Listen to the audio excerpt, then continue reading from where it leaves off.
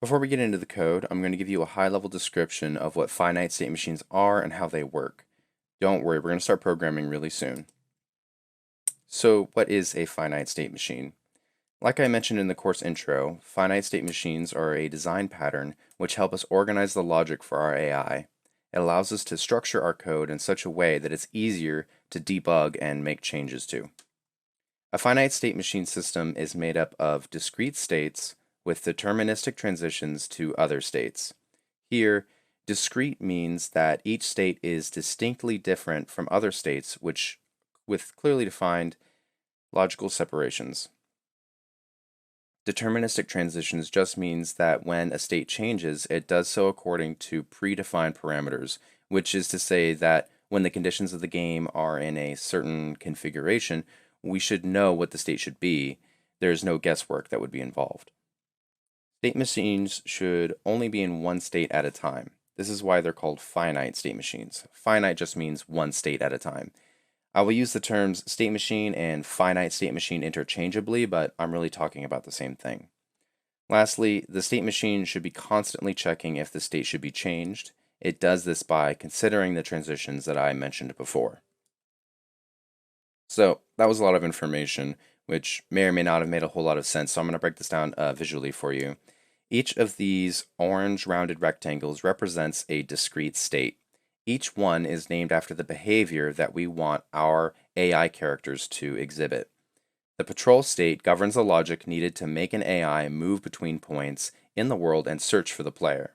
The chase state is responsible for the logic required to make the enemy pursue the player after they've been spotted, and the attack state contains the logic used to make the enemy shoot at the player when it's in range. These dark gray arrows between the states represent our transitions. Each of these arrows has conditions associated with them which determine if the state machine should change state. In most cases, each state should have at least one transition going from that state to another one, but there's no requirement for each state to have transitions to all other states. Like you'll notice in this diagram, the attack state has no transition to the patrol state and vice versa. This is actually a good thing for us, and I'll explain why later. But keep in mind that all these states and transition objects are all contained within a state machine, which is responsible for changing the state according to the transitions and utilizing the logic contained in each state. So let's take a closer look at the state. Here we have the patrol state, which we can think of as an instance of a state class in our game. It has two methods, act and decide. The act method is a function which the state machine is going to call every frame of the game in its update method. Act will contain all the code for telling the AI enemy to move to the next location on its patrol path. Then there's the decide method. The decide method is responsible for checking all the transitions associated with this state. We can think of the transitions as conditions inside of an if statement.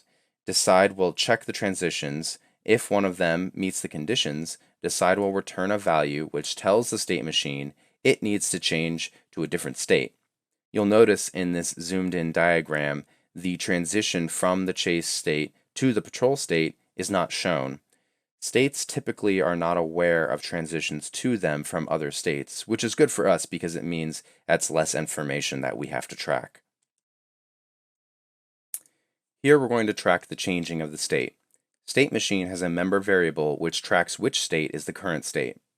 We always start with some state as the initial one, and we first call decide to determine if it's time to change states. Then we call act on the current state to invoke whatever behavior is appropriate. So let's say the enemy has spotted the player.